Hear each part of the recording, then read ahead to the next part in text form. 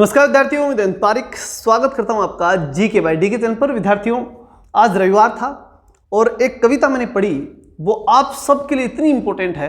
अगर इसको ध्यान से सुन करके इसे अमल कर लिया ना आप लोगों ने, तो आपकी वर्तमान की सारी समस्याएं दूर हैं।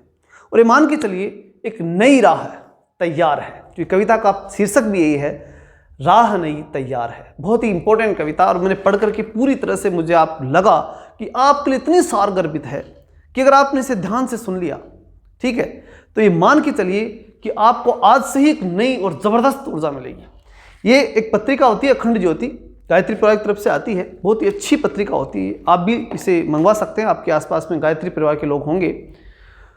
बहुत ही अच्छी कविता है, और वो कविता क्या है उसके बारे में बता रहा हूँ। डॉक्टर चिन्मय जी ने लिखी है, और ये कविता जो है वो प्राण डाल देगी आप में। मैं पूरे विश्वास के साथ इस बात को कहता हूँ। ये जो कविता है वो न केवल पढ़ाई के दृष्टिकोण से, बल्कि जीवन में कहाँ कहीं कोई भी व्यक्ति कहीं भी कर रहा है, उसके जीवन में पूरी तरह से ऊर्जा भर देने वाली कविता है। बड़ी शानदार है, इसलिए ध्यान से सुनिएगा। इसे बोलूँगा तो मैं अलग समझाने के दृष्टिकोण से, बाकी ये कविता के रूप में गाई भी जा सकती है, और मैंने गाई भी है इसको, ठीक है ना।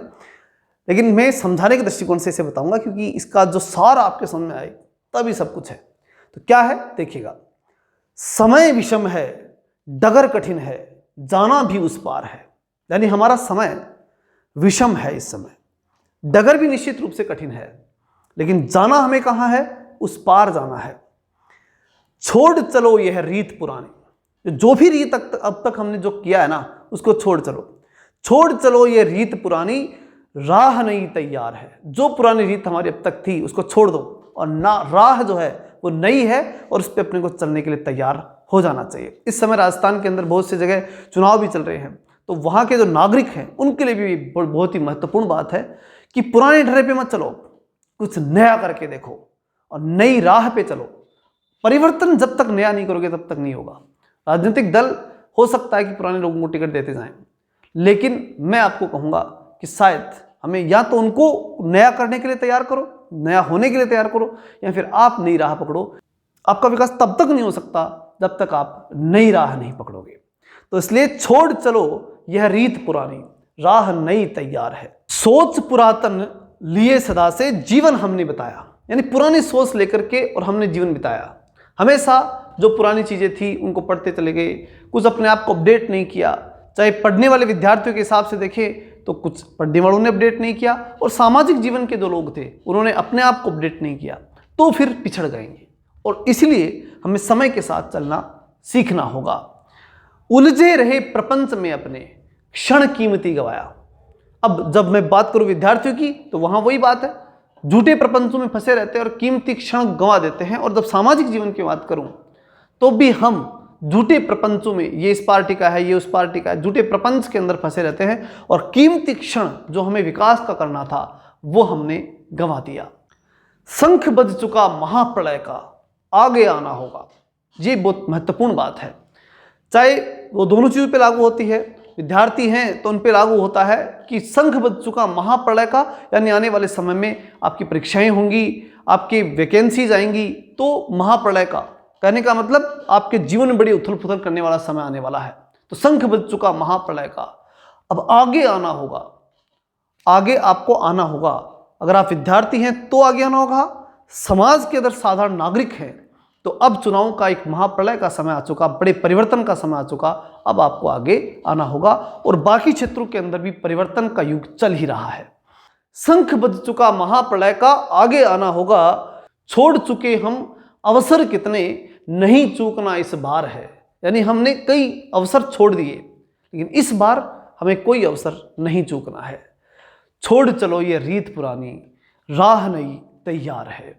कैसा भी हो संघर्ष विजय तो सच की होती आई। इसका मतलब यह है कि संघर्ष कितना ही करना पड़ जाए, लेकिन अगर आप सत्य पे टिके हुए हो, अगर आप सही हो, तो निश्चित रूप से आपकी विजय होगी। विद्यार्थियों के लिए अगर हम देखें तो अगर वो ईमानदारी से अपने तैयारी कर रहे हैं, परीक्षा के लिए तैयार हैं ईमानदारी से, तो निश्चित रूप से उनको सफलता मिलेगी। अगर आम नागरिक के रूप में बात करूं तो भी जीवन के जिस क्षेत्र में आप लगे हुए हो, उस क्षेत्र के अंदर संघर्ष कितने भी हो सकते हैं, लेकिन विजय सत्य की होगी। अंत नहीं परिवर्तित होगा, अंत नहीं परिवर्तित होगा, कितनी बढ़े बुराई, यानी अंत परिवर्तित नहीं होगा। चाहे कितने भी समस्या आए, कितनी बुराई आए, कितनी भी दिक्कतें आई, चाहे जैसे विद्यार्थियों के लिए कहते हैं कि पेपर आउट हो गया, कितनी बुराई आए, अंत परिवर्तित नहीं होगा। अगर आपने मेहनत की, आपने पूरी जान लगाई, तो परिणाम आपके तो पक्ष में आएगा। दुनिया के पक्ष में क्या आएगा नहीं कह सकते, लेकिन आपके पक्ष में निश्चित रूप से आएगा। इसी प्रकार से समाज की बात है कि आप बुराइयों को मत देखिए, आप मेहनत कीजिए, अपने क्षेत्र के अंदर मेहनत कीजिए। सामाजिक क्षेत्र में तो सामाजिक क्षेत्र में कीजिए, पारिवारिक क्षेत्र में तो पारिवारिक क्षेत्र में, जहां भी हैं मेहनत कीजिए। फिर उसके बाद में जो होगा वो आपका ही होगा, उसमें घबराने की आवश्यकता नहीं है। समय नहीं रुकता कभी, गति हमें बढ़ानी होगी। समय तो जा रहा है, समय आपका रुकेगा नहीं, समय लगातार जा रहा है। अब उसके साथ चलना है तो गति आपको बढ़ानी है। समय तो जाएगा, आपको गति बढ़ानी है अगर समय के साथ चलना है तो समय नहीं रुकता है कभी, गति बढ़ानी होगी। अभी नहीं तो कभी नहीं, युग की यही पुकार है। अगर आज आपने नहीं किया अपने आप में सुधार या परिवर्तन, जो कुछ करना है, जो भी करना है जीवन में, अब कर लो। अगर आप अब नहीं किया तो फिर आपके हाथ में कुछ नहीं है, क्योंकि समय की, युग की यही पुकार है। छोड़ चलो ये रीत पुरातन, राह नई तैयार है। पुरानी रीत छोड़ दो, राह नई तैयार है, उस पर चलने के लिए तैयार हो जाइए। अब बात आती है कि क्या आपके करने और नहीं करने से, तो एक बड़ी बात होती है, विद्यार्थियों में एक निराशा का भाव होता है कि क्या अब की बार हो जाएगा या नहीं होगा, क्या होगा हमारे जीवन का। बिल्कुल सब छोड़ दो, जो कुछ है उसका परिणाम ईश्वर के हाथ में छोड़ो। कॉन्ट्रैक्ट करना पड़ेगा, इस पैराग्राफ में यही बात आई है, बहुत शानदार बात है। ईश्वर से कॉन्ट्रैक्ट करना पड़ेगा आपको, एक समझौता करना पड़ेगा, और वो ये करना पड़ेगा, परिणाम के लिए पहले जिम्मेदार किसको दे दो, ईश्वर को, और फिर उसके बाद तुम मेहनत करो। ठीक है, तो फिर काम प्रभु का हो जाएगा और नाम तुम्हारा होगा।